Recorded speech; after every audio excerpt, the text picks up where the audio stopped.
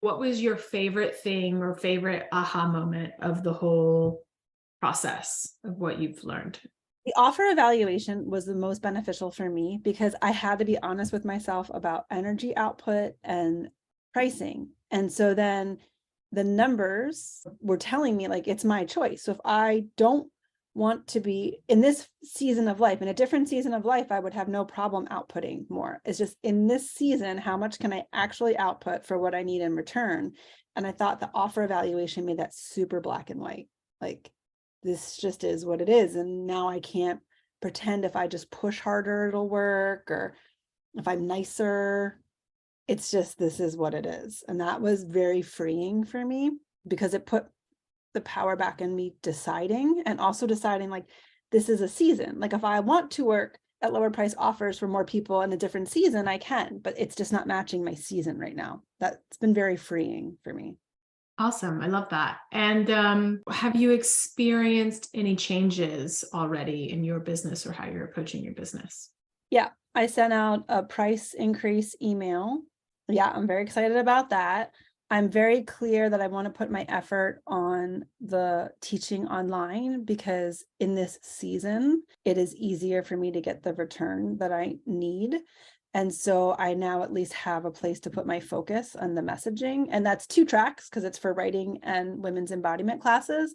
But I at least feel like I understand why I'm making the decision now. So that's been very helpful. If there was anything you could change or do differently or any feedback you would like me to have for this program, what would it be? Sure. For my personality, I clearly felt like I was already getting so much. Tell me in the beginning that it's okay to send looms. Like I would need that permission. I mean, that's not a complaint. That's my personality. Mhm. But I think I thought that everyone else sort of understood, and I was the only one that would have had smaller questions. Personality. And so I needed your loom to be like, no, this is actually what you're supposed to be doing right now. But I don't feel like I was at a loss because you did it. And so I'm getting it. And I think you're really good at explaining things. I'm not trying to just be nice. I'm just trying to think of like, I haven't felt lost.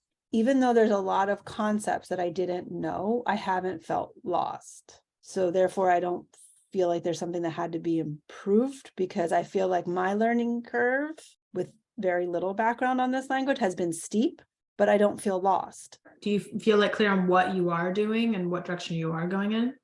I feel clear on where I'm not clear.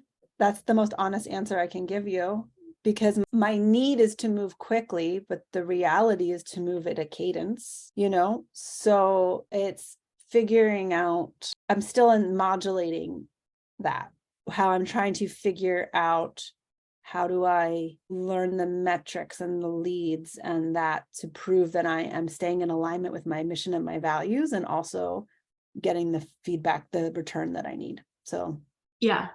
I think that the getting clear on the numbers when you're like, okay, I just need this many people at this level. From there, you can actually align your values and align your actions to the numbers. It's almost like it has to come from there in a way. And then hopefully the more clear you get, the less effort it feels. for sure, that's the goal. What would you say to a friend or colleague who you think should do this program? How would you describe it? I would describe it as for the person who banked on having good intentions leading to a profitable business. I would say this is the course that is aligned with mission-led people to teach you how to do business that you never learned. Like I mentioned with my friend, we went into different industries because we didn't want to learn business. And so we thought we'd just find another way. And then there's these basic foundations, like the road, you can't drive on the road without these. And one of the ways that I feel comfortable pitching and promoting this course to people that I'm close with is that you constantly ask the question of like, well, how much do you want to work and how much do you want to make? So that tells me that I'm being asked to modulate what kind of life I want, and I get to make that decision and then apply it to just the truth of how business runs. And it makes it less scary, but then also it illuminates where you've been blocking yourself. So the metrics actually illuminate where you've been blocking yourself. It's so true. That means you just got it. It's like you got the cosmic joke. So glad somebody gets it. Oh my God. Thank you. You just made me so happy. It's exactly true. It's like the whole point is that the metrics are just telling you a story. We're so scared of them that we think we don't know them or it's complicated. We don't look at them, but they're just telling you where you're showing up for yourself and where you're not. They're just but you specifically are very good at offhandedly shepherding people through that realization. I keep telling people, I told a couple of people that I'm in it. The one friend I'm really gunning for because I said, I'm like, you're sitting on gold. And if you would just do this, I know you would fly because it's all there. But the reason that I feel comfortable is because I know you. I don't know all of you very well, but you live your essence. And so it's very easy to open to your knowledge. And that's what I needed. I knew I was in a container that was safe because I know of your essence. Mm-hmm. And I believe that's also why certain things are pinging, like just little tests from the universe, like, oh, someone just said yes. And it's like, it's not that it was only one person, it's that there never was somebody and now there is. So I know